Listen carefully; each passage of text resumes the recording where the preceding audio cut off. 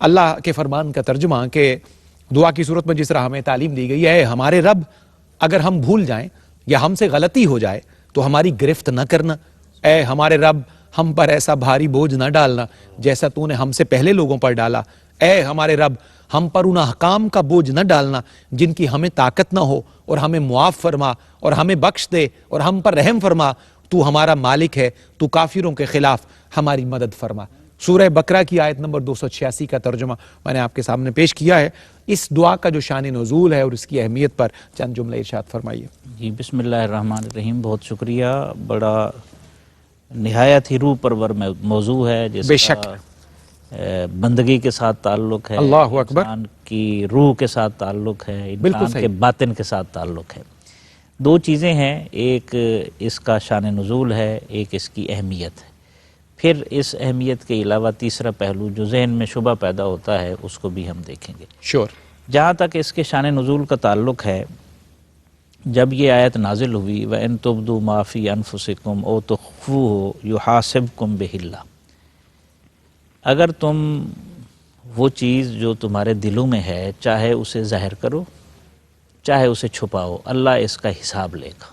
اللہ اکبر۔ جب یہ آیت نازل ہوئی تو صحابہ کرام ڈسٹرب ہوئے کہ دیکھیں ہاتھ پاؤں سے حواس خمسہ سے جو آدمی کرتا ہے اس کے حساب کی تو سمجھ آتی ہے، بالکل ٹھیک ہے، دل میں ایک خیال آیا ہے اس کی بھی پکڑ ہے اور نافذ بھی نہیں ہوا کسی اور نافذ بھی نہیں ہوا، اللہ مطلب اکبر۔ ارادہ۔ اچھا جب یہ بات آئی نا تو وہ سچے لوگ تھے، چونکہ جو اترتا تھا وہ عمل کرتے تھے۔ جی ہاں، یہ بات ان کو اس وجہ سے انہوں نے نہیں شکوہ کیا بلکہ اس وجہ سے کیا کہ اللہ کے احکام کی تعمیل میں کوتاہی ہو جائے گی نا، یہ پہلو ہے نیاز مندی، فطری طور پر یہ خیال فطری آیا طور پر نیاز کہیں ان مندی چیزوں پر بھی نہ ہو جائے جو ظاہر میں ہیں بھی، جو ظاہر میں ہیں ہے۔ اور اللہ ہم سے، ہمارا مالک ہم سے ناراض نہ ہو یہ احتیاط پسندی پر بھی احتیاط پسند بندہ قربان۔ کمال احتیاط پسند، کمال بندگی۔ ڈاکٹر صاحب قبلہ، جتنی گھڑیاں دستیاب تھیں وہ میں نے گفتگو کا ہم نے آغاز کیا برکت حاصل کرنے کے لیے، تو بات اتنی قیمتی ہے کہ یہ سراحت سے اگر پہنچے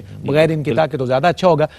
ناظرین یہاں ایک مختصر وقفہ ہے، واپس آتے ہیں تو یہیں سے صحابہ کرام کی احتیاط پسندی والے جذبے سے ہم بات کو آگے بڑھائیں گے ڈاکٹر صاحب قبلہ کے ذریعے۔ ایک مختصر وقفہ۔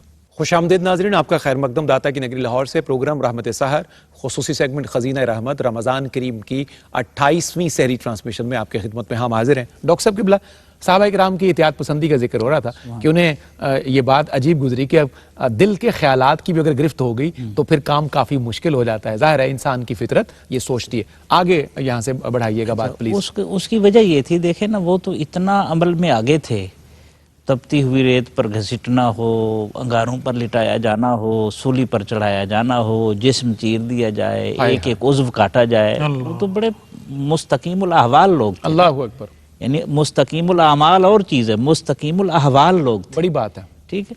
تو جب یہ آیت اتری نا تو ان کی بےقراری بڑھ گئی کہ شاید اللہ کے حکم کی تعمیل میں کوتاہی نہ ہو جائے۔ اللہ اکبر۔ جب اس وقت رسول، ظاہر ہے ایک قائد کی ذمہ داری کیا ہے، یہ آج ہمیں اس سے سبق بھی ملتا ہے۔ بڑی بات ہے۔ رسول اللہ صلی اللہ علیہ وسلم کے پاس آئے، آپ نے پہلے تو ان کو تسلی دی اور فرمایا دیکھیں جب بھی کوئی حکم آتا ہے تو آپ کا جو رد عمل ہوتا ہے اس حکم کے سامنے وہ طے کرتا ہے کہ آپ فرما بردار ہیں کہ نافرمان ہیں۔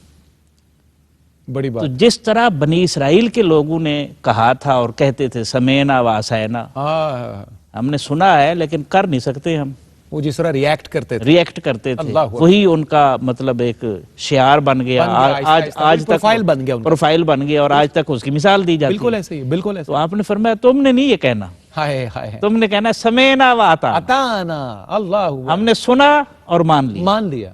جو بس میں ہے۔ پھر اگلے حصے میں اس کی جو شبہ پیدا ہوتا تھا، جو میں نے عرض کیا تھا ایک شبہ ہے، وہ بھی نفی کر دی گئی، لا یکلف اللہ نفسا الا اللہ وسعہا۔ یہ اللہ اسی کا حصہ ہے نا کیا کہ بات، اللہ کسی نفس پر، اسی تسلسل میں نفس پر جو ہے وہ وزن ڈالتا ہی نہیں، جو برداشت سے زیادہ بوجھ ہی نہیں ڈالتا، ڈالتا ہی نہیں۔ اللہ اکبر۔ پھر اس کے ساتھ اگلا جو پہلو ہے لہا ما کسبت وعلیہا ما اکتسبت، یہاں پر بھی آتا ہے صرف آدمی کو اتنا ملے گا جتنا وہ کرتا ہے، نہیں، کچھ چیزوں کا وہ سبب بنتا ہے اور اس سبب کی وجہ سے ساری زندگی قیامت تک اس کے لیے خیر کا دروازہ کھلا رہتا ہے۔ زندہ باد ڈاکٹر صاحب، سبحان اللہ سبحان ٹھیک ہے۔ اللہ، واہ واہ اور واہ، آخری بات یہ ہے جو ماشاء اللہ، اہمیت کے حوالے سے رسول اللہ صلی اللہ علیہ وسلم نے فرمایا من قرأ بالآیتین من آخر سورۃ البقرہ فی لیلۃ کفتاہ، یہ جو 285 286 آیات ہیں ان کے بارے میں ایک تو یہ ہے کہ عرش کے خاص خزانے سے عطا کی گئی ہیں، سبحان اللہ، اور دوسرا فرمایا جس نے